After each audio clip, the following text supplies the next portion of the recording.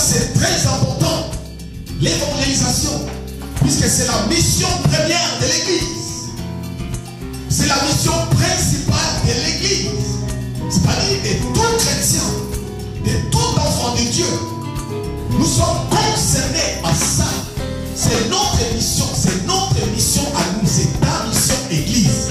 À quoi sert l'Église si elle ne gagne pas le monde? À quoi sert chrétien que tu es si tu n'arrives pas à gagner le monde, même ceux qui sont autour de toi?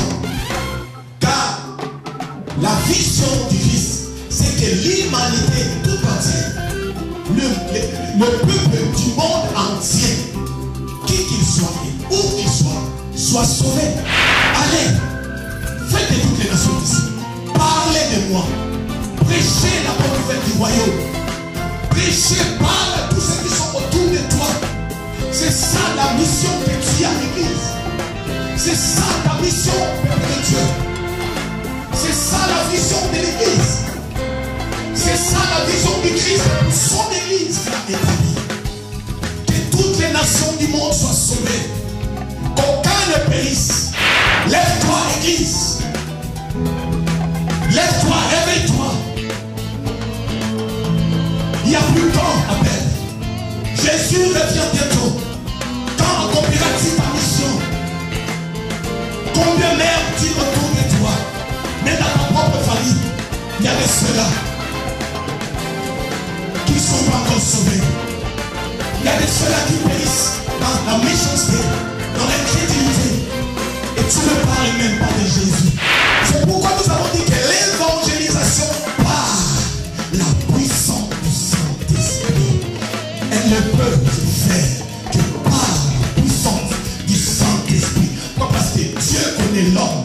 L'homme chair ne peut pas témoigner Jésus. L'homme chair ne peut pas parler de Jésus de Nazareth. Voilà pourquoi la Bible nous dit que personne ne peut dire que Jésus-Christ est Seigneur sur le Saint-Esprit. Oh. Amen. Avez-vous que depuis la naissance de Jésus, il était là. Mais pour commencer sa mission, c'était son ministère public, il fallait une puissance. Voilà pourquoi, dès son baptême, la puissance était venue. Et dès qu'il a vaincu le diable, la Bible nous dit qu'il a été puissamment encore revêtu de la puissance de Dieu. Alléluia. Le revêtement, là, les choses avaient changé de dimension. Jésus a commencé, n'est-ce pas, son ministère public avec feu, puissance. Et j'ai béni le Seigneur, puisque pendant que j'ai prié, Dieu m'a dit qu'il va revêtir, bien aimé dans le Seigneur, de plus en plus d'hommes et de femmes, qu'il va équiper avec le ministère authentique de Dieu. Il va équiper des hommes de feu, des femmes de feu, sans l'ennemi qui le veut ou non, qui mettent des bâtons, qui mettent des obstacles, qui mettent des espaces. Je ne sais quoi. La parole de Dieu est réelle. Dieu est fidèle dans sa parole. Il a dit, il va équiper. Il va équiper nos peuples. Alléluia. Les hommes et les femmes, vous le verrez. Ils vont s'élever. Des hommes de feu, des femmes de feu, ils vont s'élever. Proclamer le royaume. Proclamer l'évangile du temps. L'évangile du royaume. L'évangile qui va libérer le peuple de Dieu. Qui va arrêter les âmes des ténèbres. L'ennemi n'est pas d'accord. Je le sais. Je sais que c'est lui qui m'a envoyé. Il est d'accord. Il est d'accord.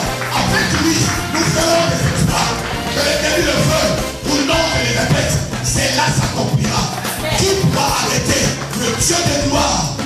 Salomon va dire, même ceux de ceux ne peuvent pas contenir ta gloire. Le temps est arrivé où les véritables se lèveront. La Bible dit dans les psaumes 104, il fait de force ses serviteurs et les flammes de feu ses employés. Alléluia. Qui peut arrêter les vents? Qui a le pouvoir d'arrêter les vents? Non, aucun, non, c'était. Le vent s'ouvrira et il fera de ses serviteurs dans le feu comme du vent. Ils vont souffler ici et là. Les gens ne sauront pas les retenir. Ils ne sauront pas d'où ils viennent. Ils ne sauront pas d'où ils sont, ils vont aller. Où ils vont aller, ils ne sauront rien. Ils vont baisser et le royaume avancera.